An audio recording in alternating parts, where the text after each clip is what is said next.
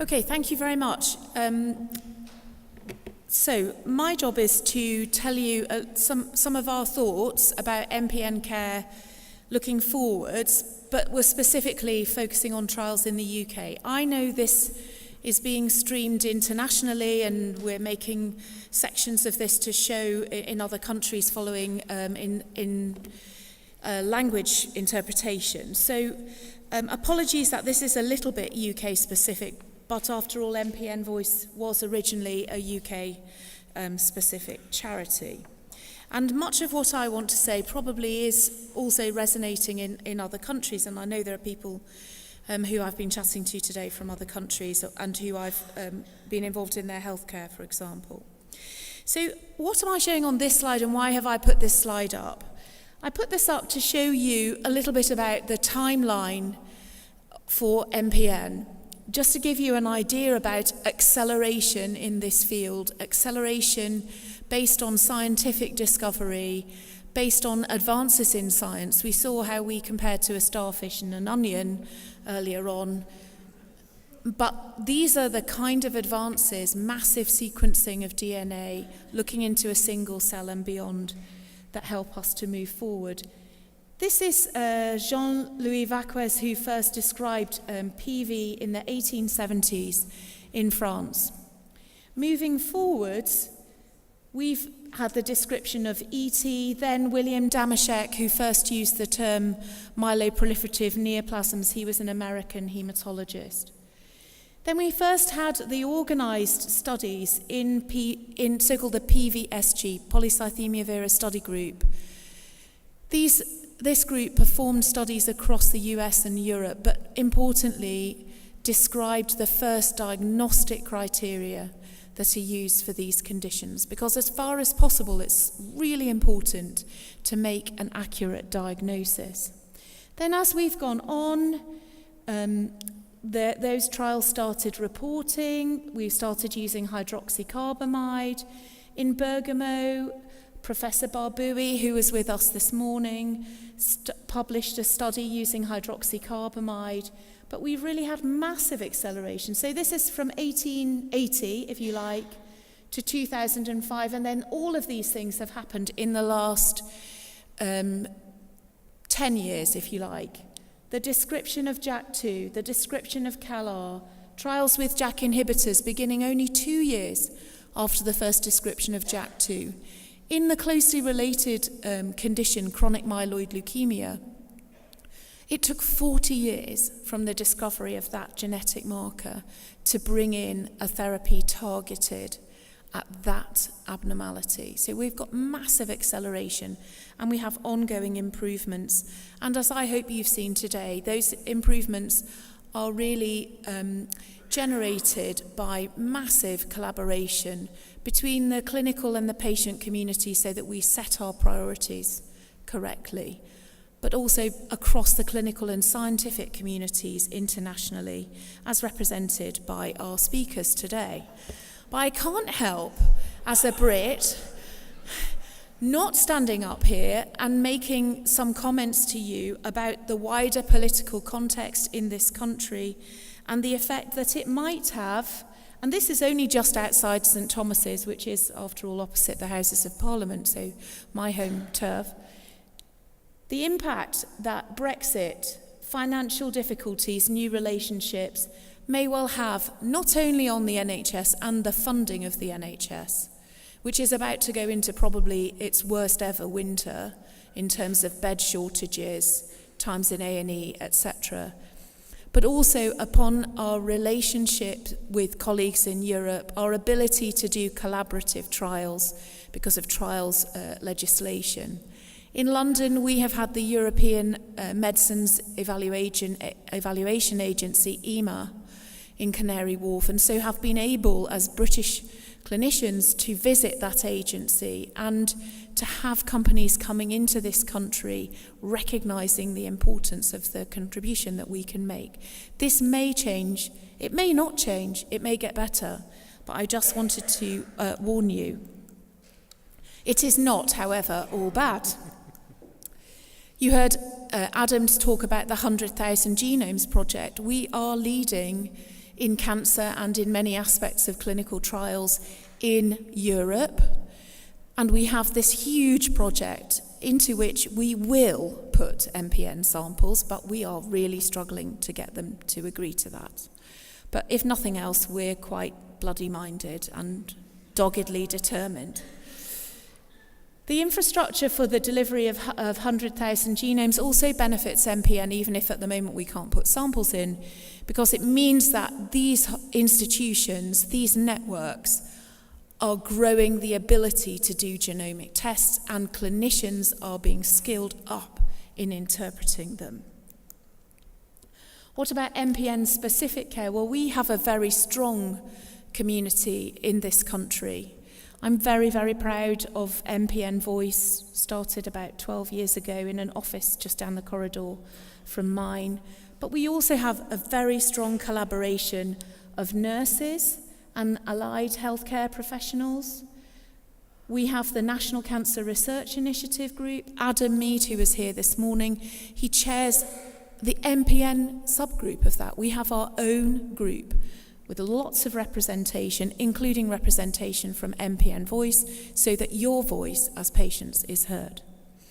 We have a lot of clinician education and networking. Yesterday we had over 140 clinicians in this room from more than 40 hospitals across the country. We have national guidelines. There is no other country that has comprehensive MPN guidelines as yet. Ruben is leading an initiative in the US so that they can catch us up, but we have a very comprehensive set and they're available on an app. But more importantly, we have this community, this collaboration, and this mutual respect. So for me, this is really important. What I want to go ahead and tell you about now is probably what you're expecting to hear from me, which is a bit about where are we with clinical trials. I'm not going to tell you about the world-class science we have, because you heard about some of that, and you will have noticed the description of JAT2, which came from the UK, the description of CALR, which came from the UK. But many of our works come from collaboration with Alessandro, Ruben, and many others. So we have what's called a trial portfolio, and I'm going to walk you through a bit of that now, both backwards, what we've had, and forwards, what we will have. And part of that is a shamefaced way to increase your knowledge, perhaps whet your appetite, but also, all in all, to give you hope. So we are part of the MPN Quality of Life Consortium that Ruben set up some years ago, and we have been running and continue to run, led by my colleague Dipti Radia, the MEASURE study, which is a really important paper-based study looking at symptoms and how they change with treatment. Because if we need to fund treatments that change quality of life for patients, we better know a lot more about how the quality of life is now and the impact of current therapies. And I know John wants to lead a survey of patients with MPN in collaboration with the Advocates Network, which I think will be strong. MPN Voice supported Mary Francis in the Mosaic pilot. I know you all enjoyed her presentation this morning. She's a wonderful speaker, and we've learned a lot from that study, not least this really important fact about how MPN patients have more symptoms, as represented by this red bar, than patients without MPN. That's the first proof we've had. But we want to fund Mosaic to run a much bigger study in the UK. We want to network, and we've got colleagues waiting to network in the Netherlands, in Australia, and in the US.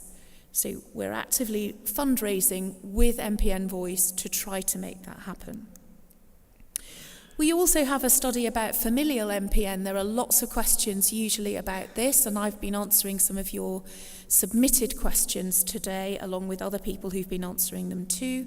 Adam is running a study basically looking at familial MPN, collecting samples, and using some of that powerful genomics.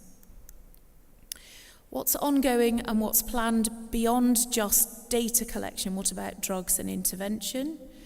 So we have a study called the PT1 study, which is absolutely a very old study. It's actually 20 years old. But for a patient with MPN, 20 years is not really a long time.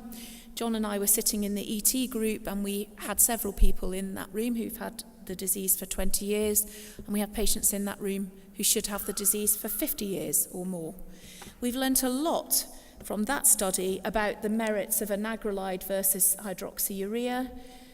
Anna Godfrey, Tony Green and myself, amongst others, have just finished analysing this section of that study, which deals with patients under the age of 60 who have not had a blood clot, asking the question, should we intervene with hydroxyurea to prevent a blood clot or to prevent myelofibrosis, or how safe is that intervention with regard to leukemia?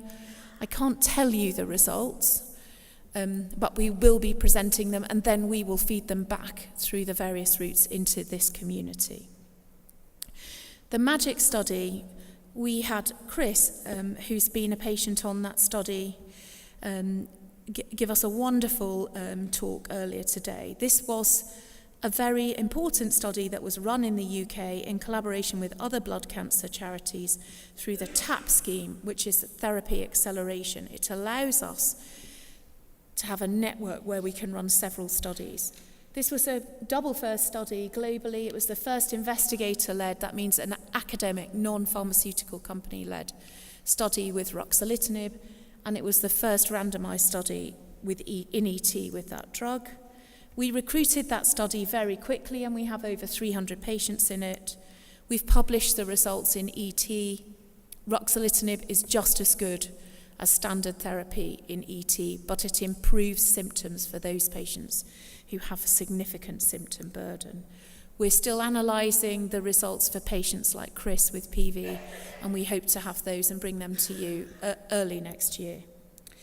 Building on UK science, where we found that estrogen, there are lots of female patients with MPNs, ever wondered about why that might be?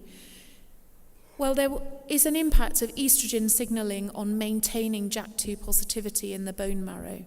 So Anna, myself, and others across the TAP network are running this study called Tamarin, where we're investigating the benefit of tamoxifen, an estrogen antagonist, in patients who have stable ET, PV, or MF who have not had a blood clot. We're looking at the ability of this simple drug to reduce the amount of abnormal stem cells, so the JAK allele burden, and we have got patients with positive results. If you're interested in that study, please ask your haematologist. Have a look on the MPN Voice website. We list the trials that are available in the UK. We also have the first ever study looking at an intervention in patients who sadly develop more accelerated disease or acute myeloid leukemia. That's not named after an animal, that's called Phasar. That study is recruiting very well, and we've got some positive results. There are also some very, very rare entities. I'm sure nobody in the room has this abnormality, but we want to advertise this because this is an exciting novel treatment for these patients who may sometimes present with an MPN and have a specific abnormality of chromosome number 8. This is usually a very rapidly fatal condition, but the few patients who've had this therapy have had a significant improvement and been fit enough to move towards transplantation. So that's the now. What is happening going forwards? Well, in collaboration with friends in France, we have been able to secure funding for a study called Mithridate. We thought the naming of this study was important because it's named after a mythical remedy as an antidote for poisoning, said to have been created by Mithridates in the 1st century BC. I'm not cultivated enough to have thought of that name. That name came from Professor Kilajan. But this will be a randomized study looking at bringing JAK inhibitors earlier in the treatment for patients with PV. This is a global first, and it may lead to that therapy coming up front for PV patients. Especially PV patients who have a heavy symptom burden, this may be really important. But we need to ask the question about effects on clotting and transformation. Moving on to myelofibrosis, there are novel drugs that we will be looking at coming forwards. This is difficult to pronounce, luspatercept. It acts as a trap. This is basically an antibody structure which binds to molecules which inhibit red blood cell formation.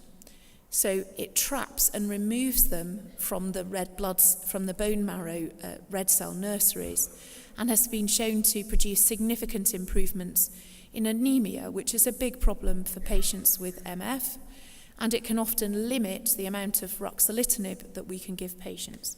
So we will be, in the UK, one of only 3 different countries looking at this drug for patients with MF, both those on and off ruxolitinib. We also have a study with pacritinib, an important drug that seems to be helpful for patients with very low platelet counts and myelofibrosis. Around 15 to 20% of myelofibrosis patients probably have a platelet count that means it's very difficult to use ruxolitinib. This is an important drug, but we're testing what's the right dose and how safe is it, because there was a small safety concern with this drug. This study will be open before the end of the year. Then coming back to strange animals and UK science, this time moving to Sheffield. In Sheffield, they've been looking at methotrexate. This is a drug that is used for treating arthritis, particularly rheumatoid arthritis. It's a simple, cheap, non-toxic drug, which, when they started looking at fruit flies, they noticed inhibited, guess what? JAK2. So we will be, having moved on now through mouse studies, looking at this drug in patients with ET and PV, building on the MAGIC study. So this is, again, a global first study. We've got lots of other studies planned, and actually just this week have treated the first patient in the world with the combination of navitoclax, which is a drug that interferes with cell death, and ruxolitinib. So there's a lot of potential for investigating new treatments, a lot of potential, though, for understanding more about disease. We've got lots of ideas, lots of energy, lots of enthusiasm, but need to work with you to understand where your priorities are and to support us in taking that forward. Support us in telling us what you want, support us in telling us about your disease, and support us in a community. With MPN Voice, one of the last things I want to tell you about is this development, My MPN. This is a patient registry app that has been developed by one of the big US consortiums. Ruben is the lead, and I sit on the steering committee for that, along with several other haematologists. This is a registry which basically allows us to learn, hopefully, a lot about many, many patients with MPN worldwide. It won't do some of the things you might want it to do, however, so it won't allow you to track your activity, it won't allow you to track your symptoms, and at the present time it doesn't allow you to track your blood counts, but we are hoping to develop an app that will allow you to do that. But this, for me, is really important. We don't have the resources or the time to enter information about our patients into a registry.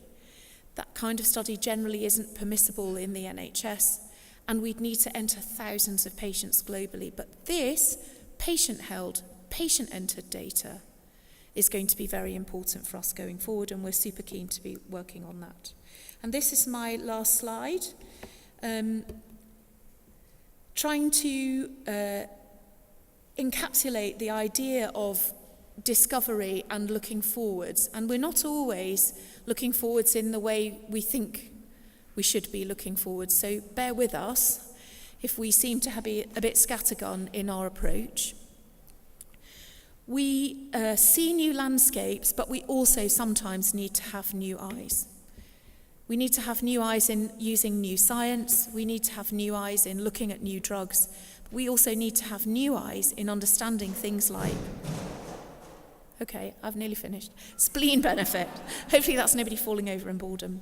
And I just want to end with a view from southeast London of this new landscape with the Shard and other buildings, and to thank and acknowledge both the GSTT team and our patients, the collaborative group of doctors across the UK, global MPN friends, collaborators and patients. Thank you very much.